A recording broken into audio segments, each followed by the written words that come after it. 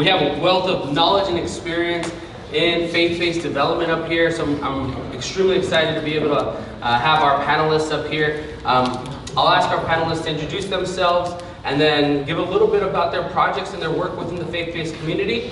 Ted, we'll start with you. Good afternoon. So I am with Family Promise of Greater Phoenix. We've been providing shelter for families in the Valley for 25 years here, 36 years nationally. We have 7,000 congregations working with us across the nation. We have 54 here in the Phoenix area. Our kind of housing is much different. We shelter in congregations, so our core model is 4 bedrooms in a single congregation every night. We do that in multiple replications. So the congregations provide the overnight bedrooms and the food for our families, both dinner as well as the breakfast and lunch supplies. So we call it an interfaith hospitality network. Just highly effective. Praise God for that. I just want to say that now. It's a beautiful and brilliant model that I've done the best I can not to mess up. And so that's our core model. And so we've been avoiding diverting from that model for years. But with the shortage of affordable housing here in the Phoenix area, we have been working for some time to perfect what we call a restorative housing model that is progressive housing, progressive empowerment housing that utilizes container homes. We perfected this model in a multifamily housing development in South Scottsdale, so in this city. We've been doing it for 12 years here without the community really knowing we were doing it. So we felt like we'd reached a point where we could perfect it and deploy it into another community. So we are currently under construction in Glendale of a duplicate of that model in container homes. So we have on 1.2 acres, we have a 6-unit, 2-bedroom apartment model that progresses from early stage housing. Some people would like to call that shelter. It's housing, I agree. Into shared housing, into transitional housing, and graduation, all on the same campus. So on one campus in a year, we'll serve in the area of 50 to 68 families on that very small campus. We know how it works. That's what we've been doing. So it's much less expensive to develop, but very high quality from the standpoint of longevity. We use commercial quality construction. And we are 60% completed, should be done by mid-July. Is that too much information? Okay, perfect.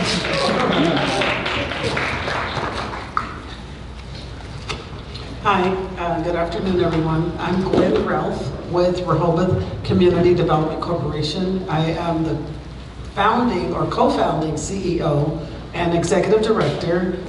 We are a ministry of Rehoboth Saint Center Church in Central West Phoenix, just west of I-17. We serve Maricopa County, but we are pretty much near Camelback, I-17 area, near Grand Canyon University. We currently have 2 multifamily affordable housing complexes. One we recently opened in January 2024. The other one was opened in April 2011. Total of 113 units, multifamily. The reason we got into providing affordable housing, I started out working with young women who were teen moms living in group homes. And as a result, I was like, I'm a foster adopted. My husband and I are foster adoptive parents. My husband's the pastor of our church. He had a vision, I'll back up a little bit.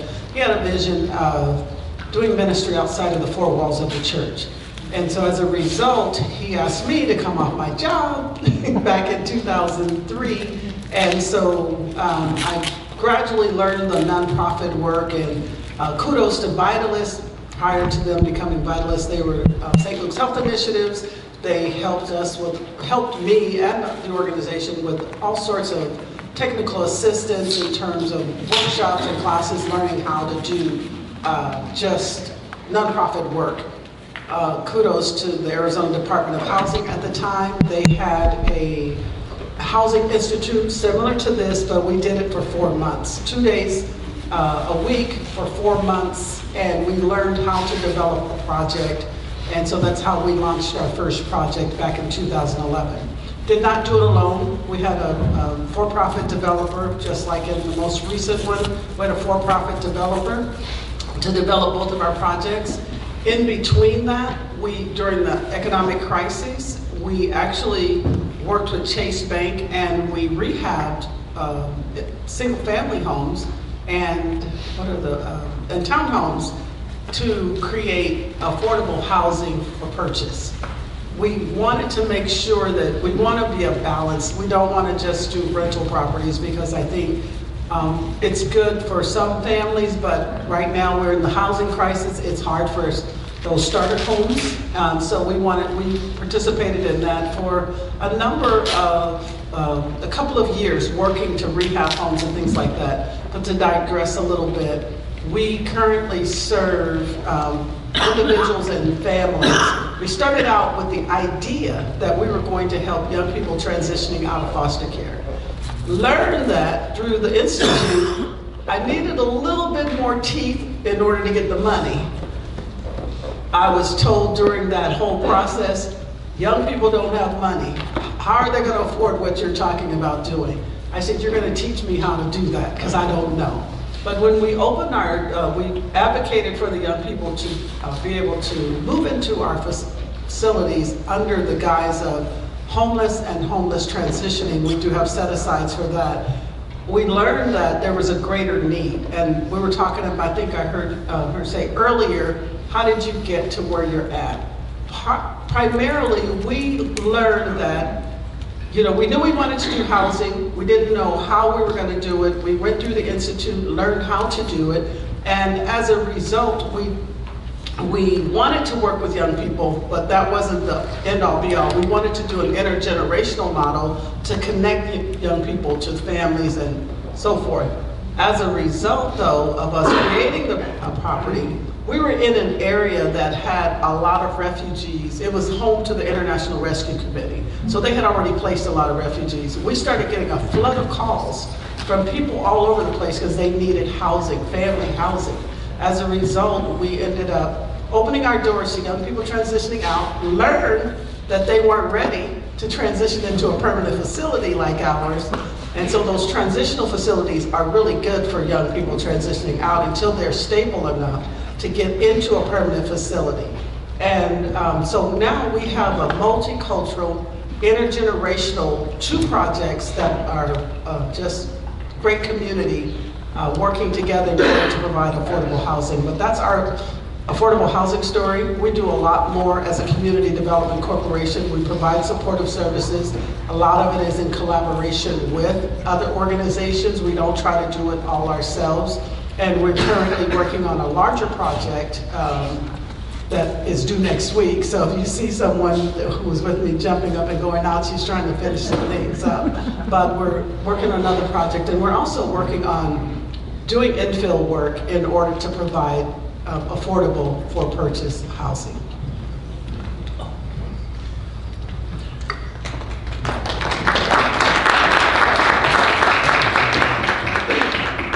My name is, once again, Kerwin Brown, and I'm the Executive Director for Tanner Community Development Corporation.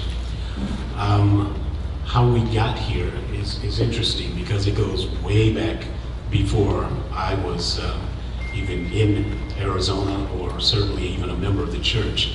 Because in 1968, the then pastor of Tanner Chapel AME Church, in which we were birthed, decided that what the community needed was a nursing home. So they set out and actually built and managed a nursing home facility in South Phoenix. Many of you have ever been in the nursing home arena. You know how difficult that is. Um, what I love listening about Rehoboth's journey is that, like a lot of us, we go for it. We find a need, we just go for it. And then you learn along the way, and you kind of tailor what you need based on what you learn.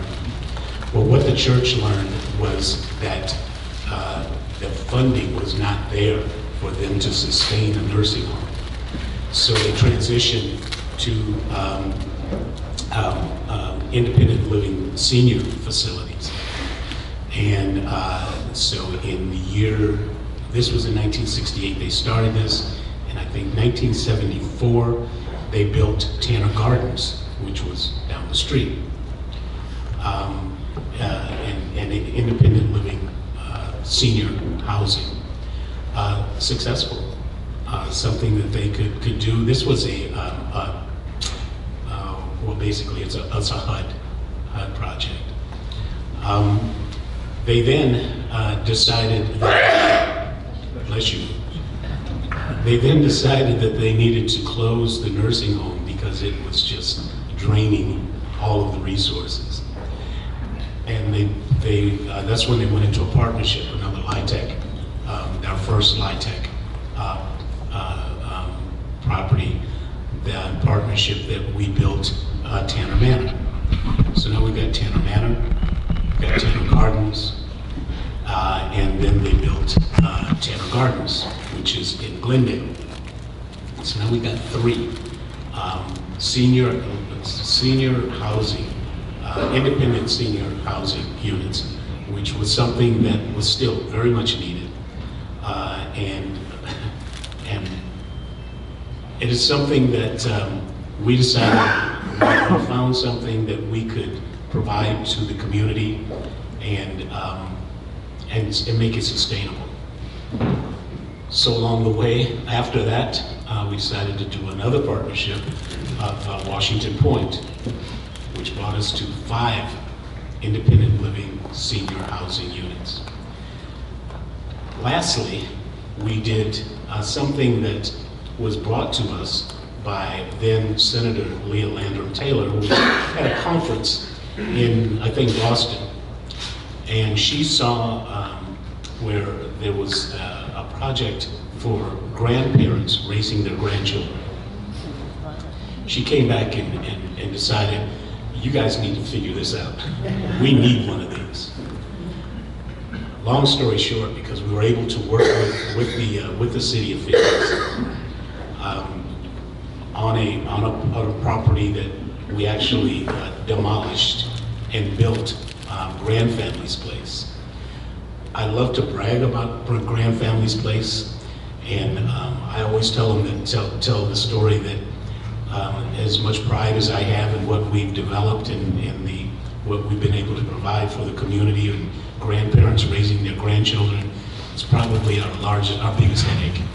So if you can imagine, you've got trauma on 2 sides when you're talking about Grand Family's Place. You've got grandparents that probably had no idea that they were going to end up raising kids again. And you've got kids that, whatever happened, ended up having to be raised by their grandparents because their parents are not in the picture. Can I go on with this? Because I want to make sure that when you build independent senior housing, it is not just about building and housing seniors. We want to make sure it's affordable, but then we also have to make sure that there are activities. We want to make sure their lives, it's part of our mission, is to make sure that their lives are fulfilled while they're living in these facilities. So that's where, we're at Tanner Properties, who is basically our developer. We have an in-house developer, basically. But TCDC, Tanner Community Development Corporation, we do an outreach into the community in general. But to take care of the seniors in our housing, we do everything from having sessions on chair yoga. We have a transportation program through the city of Phoenix where we pick the seniors up every Saturday and take them to the farmer's market to get fresh fruits and vegetables. I'm trying to grow that because I think it is so important, the socialization that we need to provide for them so that they don't just get stuck in what we built. I think that would not be the best use of the facilities that we build. I came on, they asked me actually to join, well, let me back up. My pastor came to me and asked, because there had been kind of a lull in leadership at TCDC, and asked me if I would just come in on an interim basis. If your pastor ever asks you to do anything on an interim basis,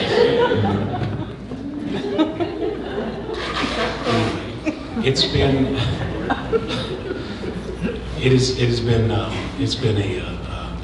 a labor of love actually since I've been there, because I see the potential not only for the outreach that we do for the all the social determinants of health, including educating for the preventative messaging for youth about drugs and alcohol.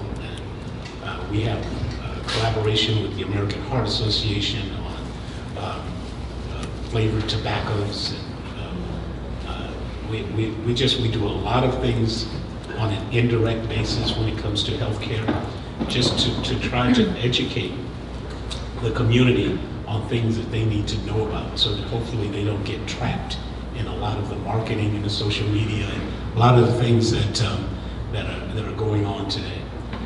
On our development side, our latest project, which I just found out, we just finally put a fence up around the property, and we will be developing a community of tiny homes. I am very careful. I usually don't say tiny homes anymore, but because that's what's in the book here. These are a 37 casita style homes, okay? For 400, most 600 square feet, there will be a total of 37. The important part of this development is there's a resource center on site that will take care of all of the wraparound services. And this is for previously homeless veterans, which I don't think also is a community that we don't take care of enough.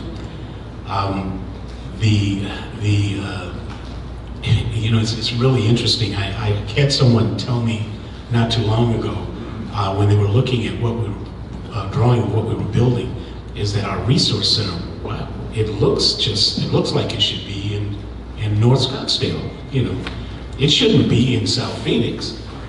And I was insulted. Anyway, this property will have a dog run for those that have service animals. This property will have case management for all of the individuals within there. This is permanent housing. These are rentals, but it's permanent housing, not transitional housing. So that if someone is younger and needs job development, we'll do that. If someone wants to start their own business, we'll help them do that. If someone just needs navigation with the VA on their health care, we'll do that as well.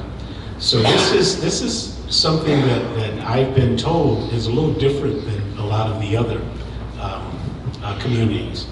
We're also we're keeping the cost down by using alternative building methods. There's a composite material, brick and styrofoam, that has been used. It's nothing new. There's a lot of fire stations that are built out of this stuff, but it is just lower cost than traditional stick build, and it's just a lot more stable.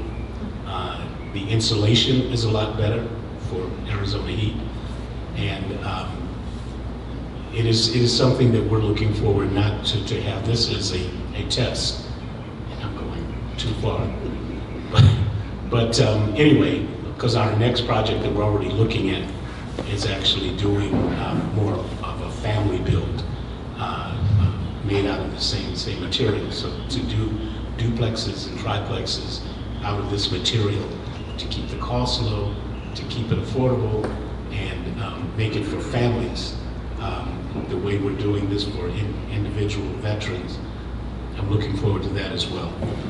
I don't know what other questions you might have. Thank you.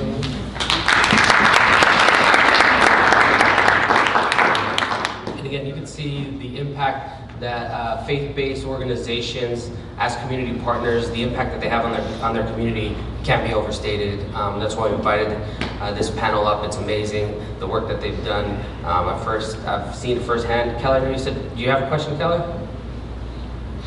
I was just wondering if you have braided funding, either if you're building access or the VA, or how do you, I mean, it's the work you're doing is remarkable. How do you sustain that? For me, I've been blessed.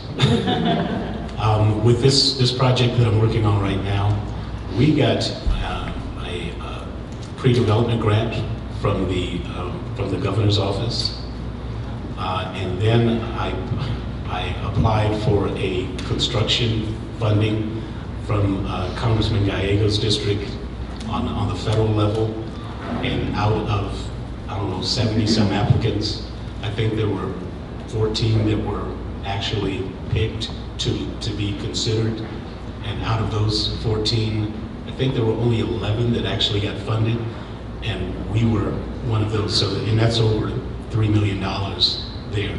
So, you know, I mean, the longer it takes, I'm sure I still have a gap to make up, but I'm far enough ahead to where I'll get this thing built. So I wanted to ask our panelists, considering, and Ted, please forgive me if I'm wrong, or correct me if I'm wrong, Save the Family is not a CDC, Community Development Corporation, is that correct? So we have two community development corporations and an organization that works in a coalition aspect. Could each of you, and Gwen, if I could start with you, you're come to mind. We just came off of a visit touring Gwen's site and Maya's site. Beautiful, not only beautiful housing, but a beautiful community and the programs that are set around that. But considering we have several members of faith-based groups here, can you go into the conversations talking about housing and bringing housing to a community through the faith-based organizations? That'd be a difficult conversation.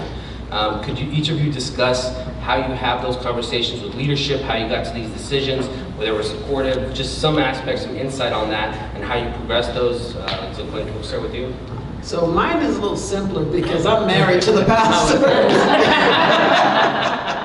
and the board chair. Mine is a little bit easier, but having the conversation, because Rehoboth Saints Center had purchased land back in, I want to say 2000, maybe 2000, I can't remember. We started the church in 1995, so about 4 or 5 years later, we purchased land with the thought that we would have some sort of housing, keeping in mind our goal was to do ministry outside of the four walls of the church. Our mission is to meet the needs of the whole person, both naturally and spiritually. So we always had a vision, did not know what we were doing, obviously. You know, we just started out, but when I started looking at the opportunities to create, I had conversations not only with our board, but other individuals in the community. We had to do a lot of work.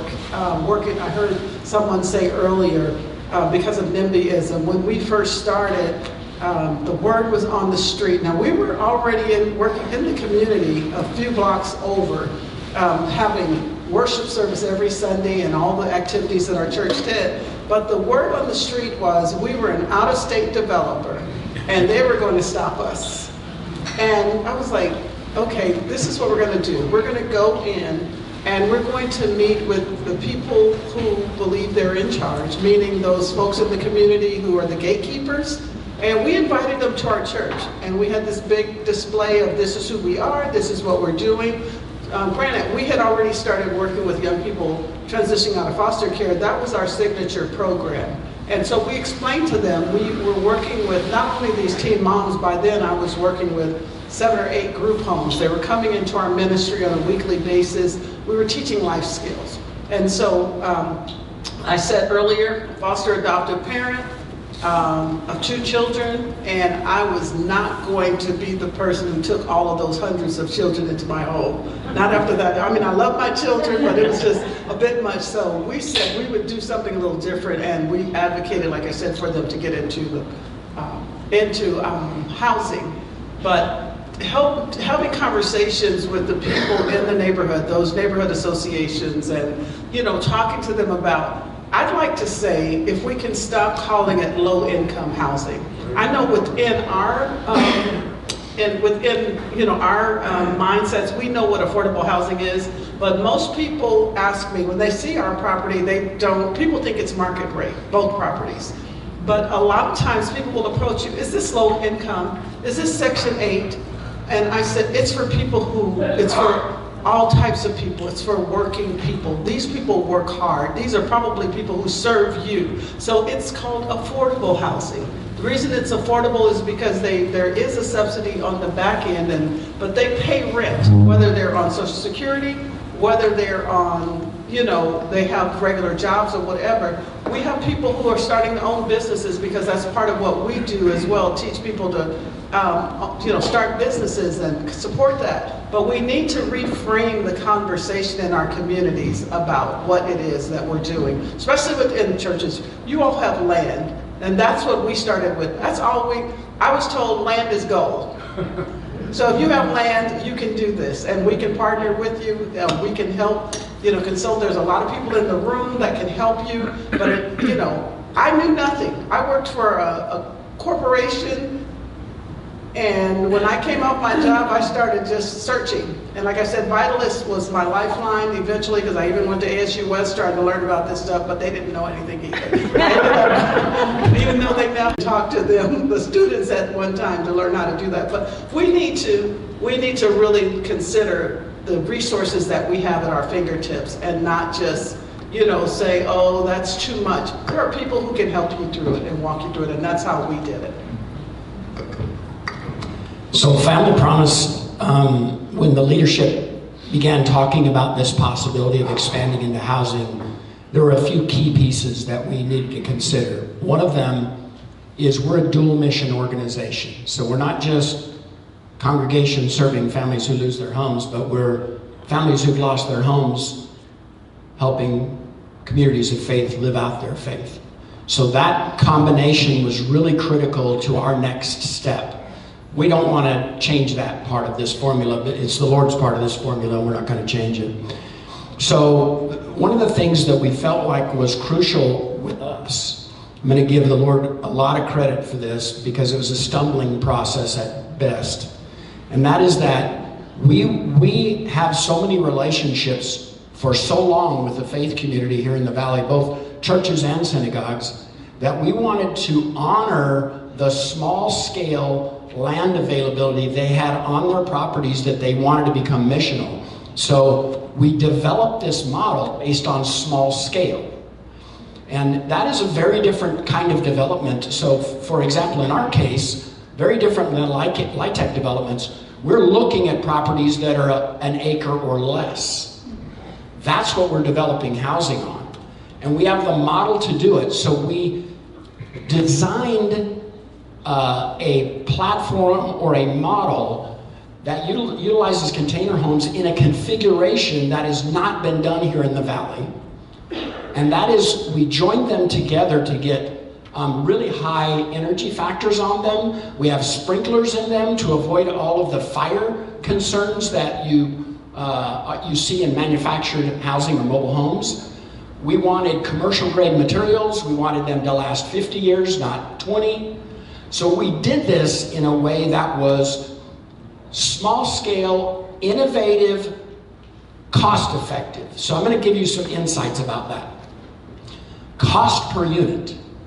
2-bedroom apartment, 2 containers, they're high cubes, 640 square feet, $101,000 a piece. It's not cheap, but it's really high quality, and they're designed in a courtyard environment so that we foster something we already knew works, which is community. At the heart of, I'm going to use the word homelessness, at the heart of homelessness is a loss of community. We know the value of restoring community. It had to be in the center of this model on this campus. We're doing this with private money. Family Promise only uses about 5% government money. We do it on purpose. We do it because we want flexibility. We want the ability to be innovative. I heard earlier the comment that, I think it's common that the way we do most things at Family Promise, it scares the crap out of the board. Okay, I'm sorry. I shouldn't have said that. I call it ready, fire, aim. Ready, fire, aim. We're going to start, we're going to do it, and then we learn in the process. But this is very important because in this kind of development, the communities are not used to this at all. So if I'm honest with you about this, you will not find developers doing small-scale housing development in the valley that has management on site. You won't find it. It's very, very rare. Very rare. There's a reason it's very rare. First of all, we've been through a beatdown this entire process, learning how to get small-scale development through a community, in this case Glendale, where we're at on this first one. We have 2 more right in process now. One's in Tempe and one's in Scottsdale. And so the reality of this is it's hard to get through the whole problem of NIMBY. It's a real reality. It's also scary for them to think about, in our case, containers. So we had to change the look of them. Literally, the gingerbread on these things, you'd think that they're building the Taj Mahal. And when the city said to me, I said, do you know how much money you're adding to the cost of these? They said, money is not our problem. And I was like, okay, Ted, you better leave the room right now. It's gonna get really bad. So I share that with you because that was really important to us. Now, finally, in our development, a lot of School of Hard Knocks. We could spend a whole session on Hard Knocks, and we failed more than we succeeded. But key to me about any development like this is that somebody's managing on-site wraparound services. Because if you don't do that and we create an eyesore or a community problem like drugs or alcohol or crime, we're going to destroy this possibility. So Family Promise to put a priority on management. And that costs money, but it was crucial to us. So we had to build enough density into it to support it, as well as to have longevity, long-term sustainability. That's why we did it. That's awesome. a lot of what he said applies to what we're doing as well. 37 of these individual units, and we're on 2.5 acres. And with all of the amenities that includes the resource center, that includes everything. I wish I had a picture to show you guys. But and the cost per unit, not quite as low as yours, but it's still way under the traditional. I think we're at 130, something like that, which is still, Just real quick on that. So just to put it in some sort of reference, we had a conversation, Darlene and I were in a conversation with an accounting firm or a financial firm that works on LIHTC applications. And for a LIHTC applicant right now, they're talking to do the unit at $250,000 to maybe $300,000 per door, per unit. So that's through LIHTC. So for 101 and Kerwin 130 per unit, what they could do through the flexible funding is phenomenal. So just to kind of put it in perspective on the differences in types of funding. And I know we're going to touch on funding a little bit later in this, but I just wanted to put that in perspective on how amazing these projects are.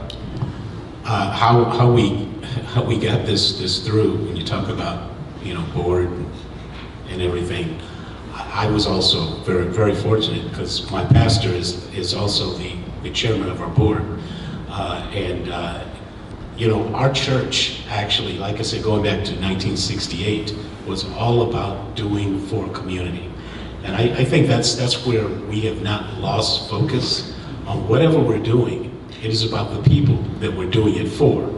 Now, it also helps me because it obviously, once we have rental income coming in from these, it helps sustain the organization. But it is about the people. And when up there, when we were answering these questions, if you saw that it said about the people, that was me. It's about the people that we're serving. So it was not a hard ask. It has been rolling a boulder up a hill to get it done. Now, I'll be honest with you, but this is something that I believe will happen, and it will continue to happen because it's about the people. I know we've got about 20 minutes left. I want to ask one more question to our panelists, and then we'll open it up for questions. Many organizations, especially that are joining us today, are really just in that evaluation process, starting those conversations, having that thought. Many of them already, whether they're schools or churches or government entities, are already looked at as the community resource, a community hub.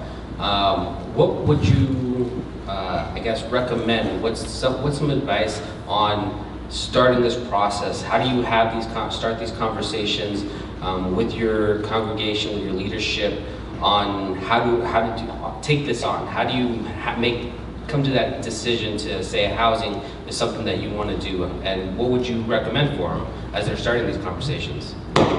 I'll start. I think for the most part, find someone has done it or is doing it, and take a tour of their facility to just kind of see which model works best for you. I don't think it's either or. It could sometimes be and. You know, some people are really passionate about the transitional thing, getting people off the home, you know, from being homeless. When I first started, Darlene Newsom, I think, was one of the first people that I met. I said, I want to do affordable housing, and somebody said, you should go talk to Darlene Newsom. So Darlene, I made an appointment to go and talk with her, and this was like 20 years ago. Well, not quite, almost 20 years ago. And I'm sorry? She was 9. Oh, she was 9. And so I was 5, right? So I didn't have all this gray hair either, but anyway. She was one of the first people I went to see, and I talked with her. I talked with another person at Homeward Bound. I was trying to figure out what worked best for us. And I determined at the time, once I had these conversations, beautiful facilities. She was running UMOM. Homeward Bound was for, I think, single moms with children 12 and under or 10 and under and stuff. And they were all transitional. My thought was, after having dealt with young people transitioning out of foster care, some of them had as many as 9 placements over their lifespan, the little short lifespan that they had. I didn't want to give them another transitional style facility. So I chose the permanent route, and I began to just talk to people who had done that side of it. Going through the Department of Housing Institute at that time, they had it for faith-based organizations. We were able to work on our project, hash out our ideas. So maybe this is an idea for Vitalists to kind of do something a little bit more robust than these 2 days. And if people really want to do it, take them through the processes. What they did for me is they gave us someone who knew the process. A consultant was on our team. They put together a team. It was like 6 or 7 of us. They required 3 of us to be on the team from my organization. Well, I was like the only one who was on the team at the time, unpaid. So talk to my husband, since he convinced me to do this, right? So you got to go to this workshop. And then we had a deacon who was always around the church volunteering. He's like, hey, come on and go to this workshop with us. So that was our 3. And as a result, we ended up having us 3, somebody from the Department of Housing, somebody to work with us with the finance component, and then they had a for-profit developer on our team. So that helped us to put our program together, our project together. And one thing that you'll know about Rehoboth and our projects, we had a vision of, my husband and I said, we wanted something that we would not be embarrassed to live in. And so if you come to our properties, like I said, you won't be able to tell that they're affordable.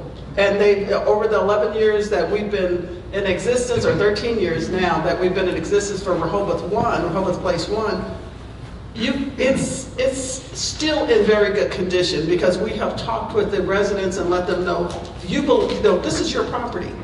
You have to buy into it. Don't let people come in and tear it up, and you're not going to tear it up, because if you do, you won't be here. But anyway, that's another story. But yeah, we want to make sure that we build community, as both gentlemen have said. That's something that we've done, but having conversations about what you want best, you know, what best fits you. Everything's not going to be for you, but what best fits you.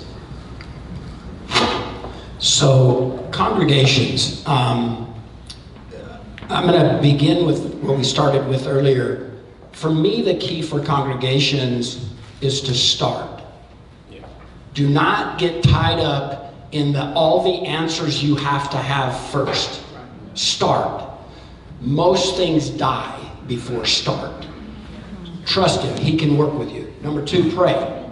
Because it's going to take a lot of prayer, and you better be good at it. This entire process. I'm not kidding you. Number 3,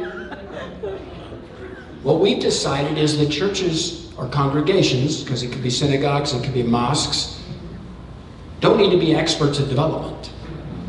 I would argue that part of our role, I see our role, is being the team that surrounds the congregation with resources we know work. So for example, we've developed a site assessment capability with a civil engineer to go into a congregational site for a reasonable amount of money, $5,000 to $8,000, and assess what are the setbacks, what's the zoning, what are the capabilities of getting this through the city. Is this something that falls within the parameters of a development we are thinking about? That's a fairly small price tag to get an assessment of where you sit. I think that's important. Respect opening doors. So what I've learned about this work, and I've learned it the hard way, is when I try to do it my way, it usually doesn't work. When I listen for the doors to open, or I see the doors opening and I walk toward them, it tends to work. It tends to work itself out. So I leave that with you in this way. The most important thing I could tell congregations about developing on small scale land is people, people, people. It's the people you work with that's going to change everything. The way we had to gain legal knowledge, civil knowledge, architectural knowledge, political knowledge for all the zoning. I'm going to share one piece that you may not hear in this room today. It's very different. Our entire development was approved by right. You may not know exactly what that means, but I'm going to tell you it's enormous. It means we did not have to go to the city council. We never had to go to a planning commission, and the entire project is being built, full permits, all the way to occupancy. We did it on purpose. We didn't want anybody telling us no. We didn't want anybody throwing development agreements at us that forced us to do things we didn't want to do. That's a different way to think. People, people, people. I don't think you need to build that team. I think you need to work with somebody who's got those teams already, know what they're doing. Do not start learning it all over again. You trust me, I have a lot less hair today, not that I have any, than I did. This is a really difficult process, and anybody that has been through it will tell you that. And by the way, they'll tell you it doesn't get a whole lot easier the more you do. It's a learned process. I'll just say just one thing. It took, for this last project, the first project, I was really like gung-ho. We applied for it in, I think, 2006. We were approved in, maybe we applied for it in 2007. We were declined. In 2008, we were approved, and the market tanked, remember? So we had no investor. After we were celebrated, had done our ground opening, and that Monday, I got a call saying, Gwen, I'm so sorry, the investor pulled out. They don't want to do your project because they're not sure. And so we were able to get stimulus dollars to fill the gap of LIHTC, but it is hard, is my point. The next project, I was so hopeful, we had done it before, we're ready to go there. It took us 5 years to get approved. We applied every single year. They changed what they call the QAP. That's why you don't want to do this. You don't want to have to reinvent this. If you can get with somebody who knows how to do this, just wrap your arms around it. And I just want to give just a quick, Bob Brown, if he would raise his hand, he's sitting at the table back there. He's our attorney. He's been our attorney since we started Rehoboth. And one thing about it, he knows real estate, he knows the pitfalls and things like that. So always have somebody in that area, in that arena. But it is hard work. But if you're committed to it, you can get through it. I'll give you an example of just what we've been through. You would think that, all right, I got grant money, so I got money to do this project. The land, the church owned the land, and we were going to buy the property as the nonprofit from the church. So we got the property. Why wouldn't this have happened 2 years ago?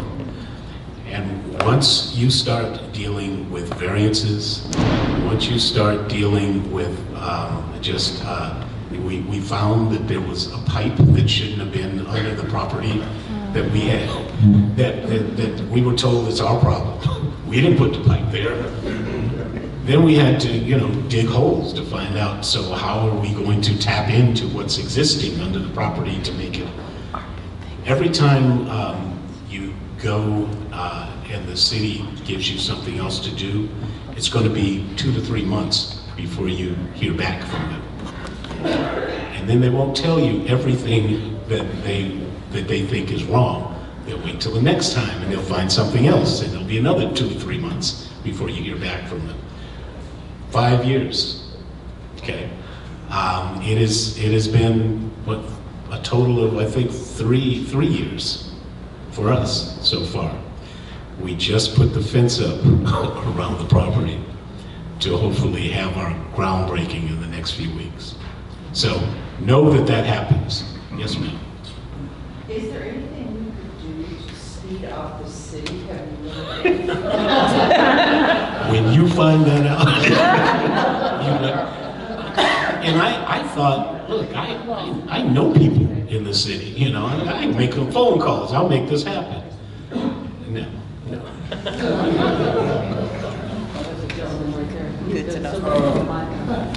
My understanding is that churches and school districts have,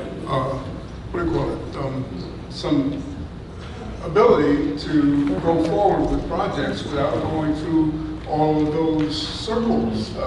And maybe Bob can tell us, your lawyer can tell us what some of those things are, because that's my understanding, that you don't have to go through all of that variance analysis stuff. School districts, and this is something Darlene and I are working on, school districts have the overlay as a government entity, so they have some flexibility is a good way of putting it. Flexibility when it comes to zoning. Even with conversations with the city management, they still want to push back on that. They still want to see things go through, but school districts specifically have a by right zoning. They have that flexibility built in. Churches currently do not have that same flexibility, but that was something that came up, and again, we'll talk about that tomorrow about some legislation, unless it's specific already zoned when it's acquired or part of that. But keep in mind, once we start, the CDC starts developing, the church either sells the property to the CDC or it leases, in that fashion. So if that's the case, it's no longer church property. Oh, yes, yes. So that's probably why we have to jump through so many hoops.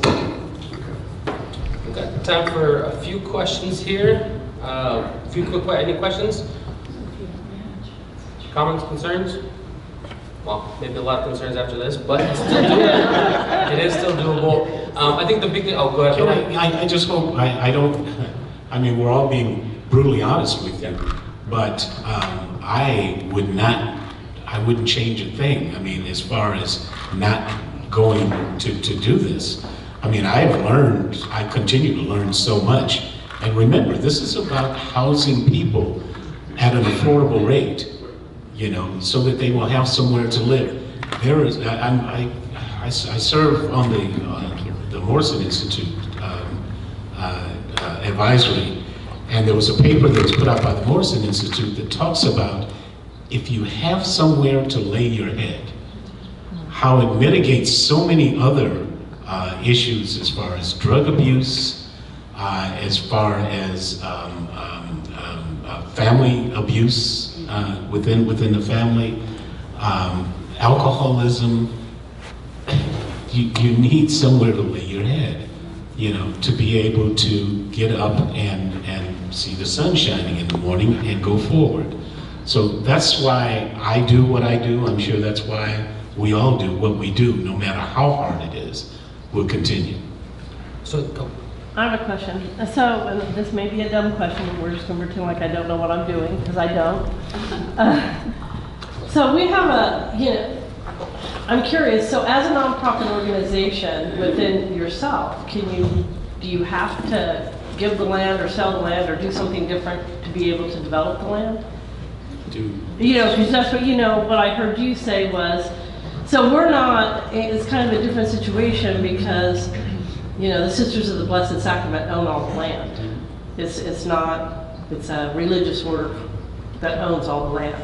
And it's not in the city, it's on the Navajo Nation or right at the Navajo Nation. So our world might be completely different, but I'm wondering, is there some government thing that says the sisters can't just do whatever they want?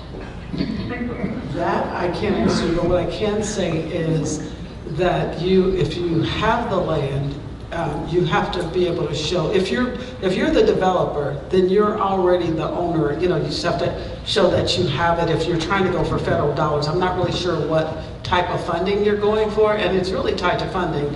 Ted doesn't have the same restrictions because he's not using federal funding. We're using federal funding, and so there are a lot more restrictions, I'm sure. It's federal through the state and the city. Follow-up question. So if you're not using federal funding, let's just say the good Lord is going to take care of it. I'm a prayer too. Anyway, so say you're not, then can you still do a HUD housing project, or it has to be federal funding? If you do a HUD housing project, that's federal. Okay. So an affordable housing project, you have to use federal dollars to do it? No. But for the people to get assistance for rent, I know that's tomorrow, but is that what you guys are talking about? It has to be HUD to get that assistance?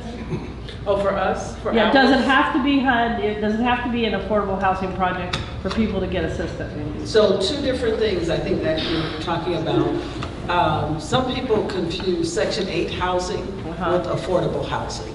Now, we may have some Section 8 vouchers or, assigned to our project, which is totally different. Those are like housing choice vouchers that are assigned to our property, or we accept those, but we're not 100% Section 8. Okay. The LIHTC dollars are tied to federal dollars. They're called low-income housing tax credits. Right. That typically a for-profit entity will invest in your project. Right. And so that benefits them and their CRA stuff, all of that. So you're talking about your HUD, money's coming in through the HUD dollars that allow us to keep the rents at an affordable price.